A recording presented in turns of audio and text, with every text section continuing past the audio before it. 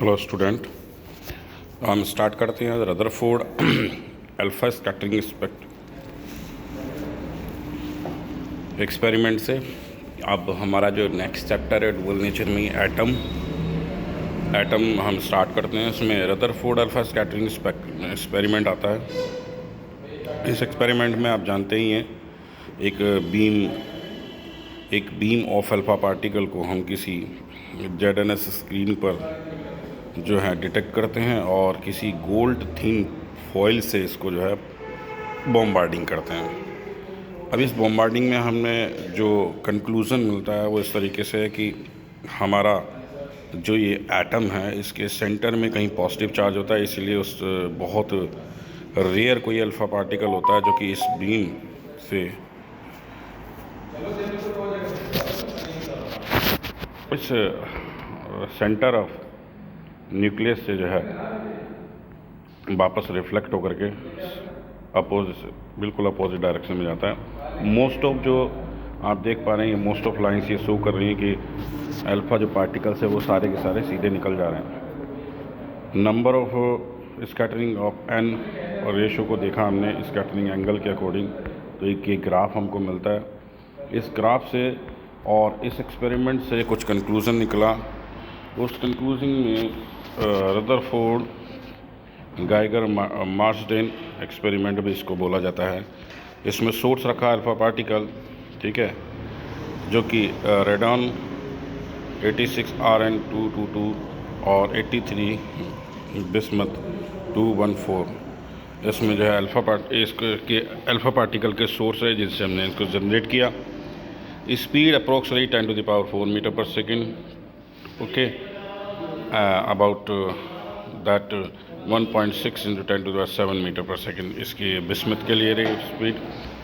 Thickness of foil हमने लिया है लगभग 10⁻⁻6 मीटर और 2.1 × 10⁻⁷ मीटर का जो है हमारा रहा है detection.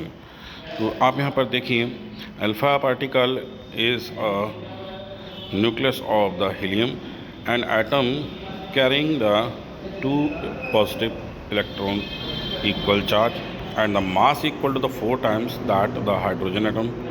It travels with the speed of nearly 10⁴ meter and is highly penetrating.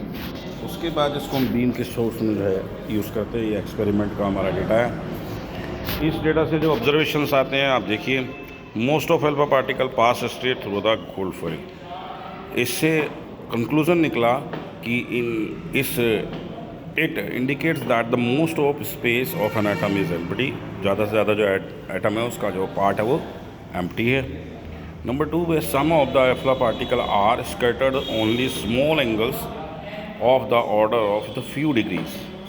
इससे पता चला कि alpha particle being the positively charge and heavy compare to the electron and could only be the deflected by heavy and positive region in the atom. It indicates that the positive charge and the most of the mass atom are concentrated at the center is called the nucleus. ये जो observation से इससे पता चला कि सारा मास और जो प्रोटॉन और न्यूट्रॉन की बात है सेंट्रल मास है, यानी कि न्यूक्लियस जो है बिल्कुल सेंटर में है और चारों तरफ जो है खाली स्पेस है।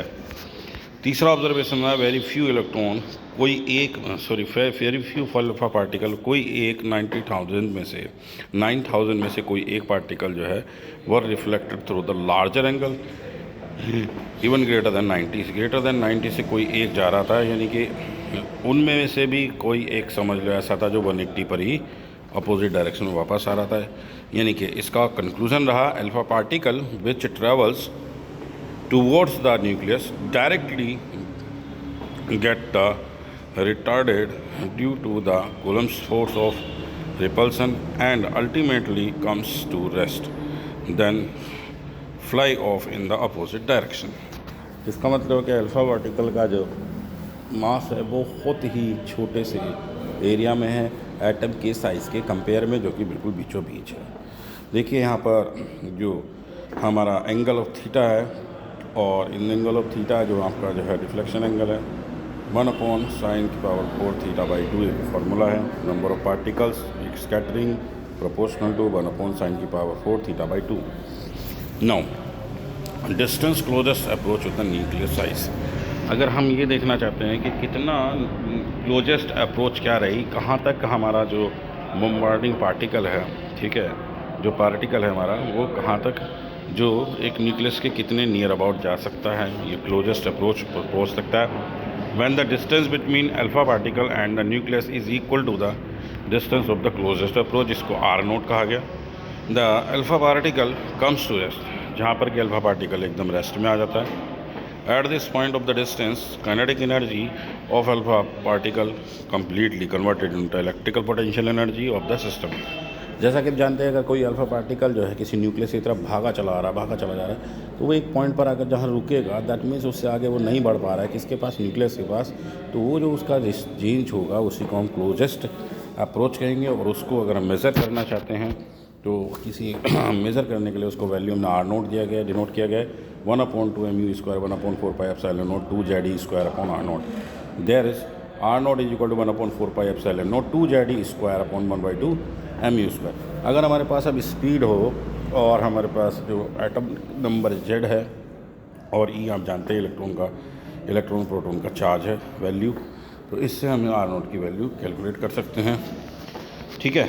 इसके बाद आता है हमारा इम्पैक्ट पैरामीटर की बात करते हैं। इम्पैक्ट पैरामीटर क्या होता है, ये हमारे सिलेबस में है नहीं, तो इसको हम छोड़ देते हैं थोड़ा सा। बस ये है कि इसमें कितने एंगल पर कौन सा चीज़ है।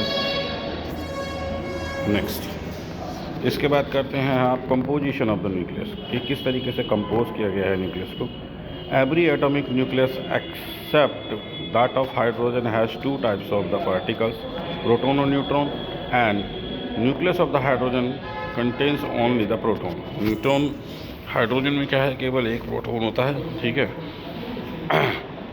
और proton is a fundamental particle with the positive charge which is and the mass of this proton 1.67 × 10⁻⁻27 kg, 1836 time heavier than the electron. ये 1836 गुना भारी होता है प्रोटॉन इलेक्ट्रॉन के कंपेयर में।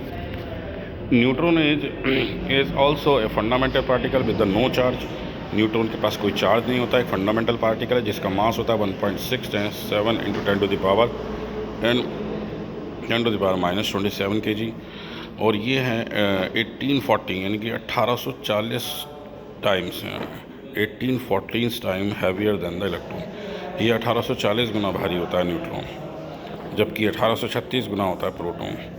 अब बात करते हैं atomic number Z। Atomic number of the protons in the nucleus of an atom is called the atomic number. Protons की नंबर्स को ही हम एटॉमिक नंबर मानते हैं। एटॉमिक मास की बात करें तो sum of number of protons and the number of neutrons is the nucleus of the atom is called the atomic mass. A is equal to Z plus N, okay. Z यहाँ पर proton और N यहाँ पर neutron, दोनों का मास को अगर add करते हैं तो हमारा एटॉमिक मास बनता है। एटॉमिक मास यूनिट जो कि हमारी AMU एटॉमिक मास यूनिट कहलाती है। AMU is the 1/12 of mass of atom of carbon, यानी कि AMU की बात करें तो 1/12 कर दिया जाए किसका, कार्बन का, 12 this, and value will get हम, ये जो वैल्यू होगी AMU की 1.66 × 10⁻⁻7 kg के इक्वल हो जाएगी।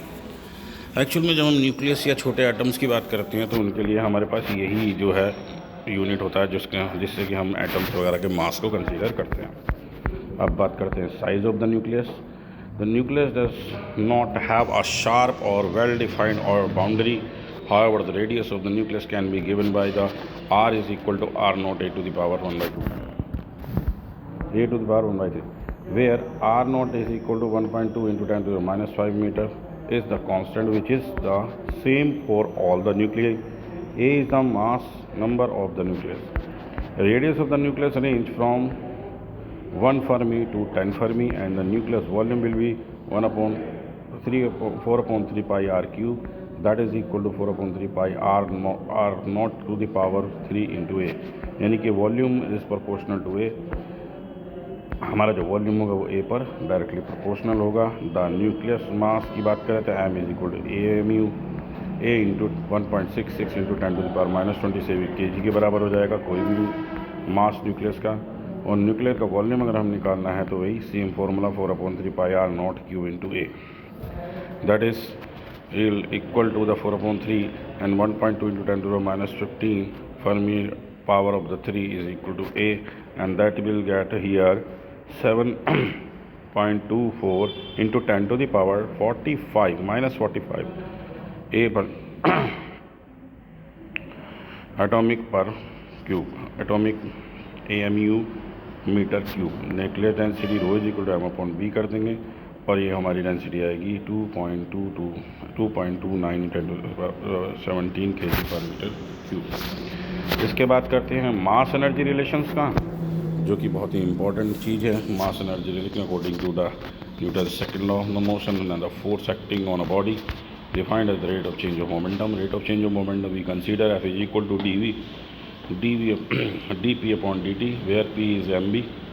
Now m into dv upon dt plus v dm upon dt. There is the differential of mb.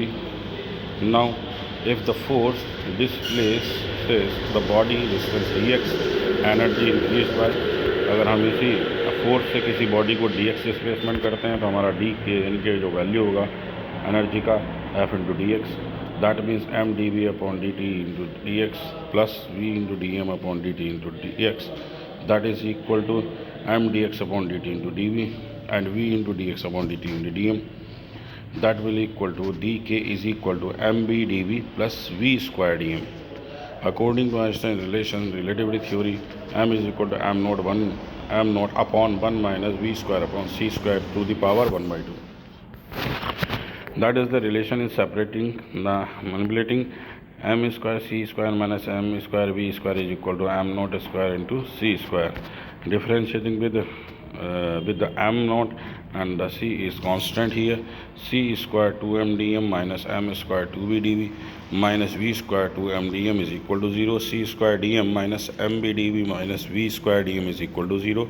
C square dm is equal to mb dv plus v square dm. This is now from equation 1 and 2 can say dk is equal to dm into c square, and dm is the mass for the particle. If the particle accelerated from the rest to the velocity v and let the mass m naught to increase the m, where integrating the total kinetic energy, meaning total energy 0 to k and m naught to m, that will equal to m minus m naught into c square.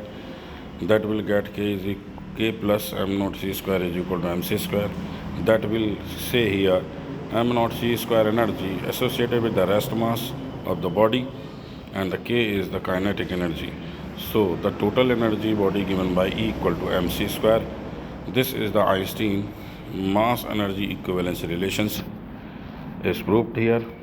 Now the mass defect in this chapter, the mass defect will be is considered as when nucleus is formed, the sum of the masses of the nucleus composition or nucleus is known as the mass defect. Delta m is equal to zmp plus a minus z into mn in minus m. Mass defect per nucleon is called the packing of fractions.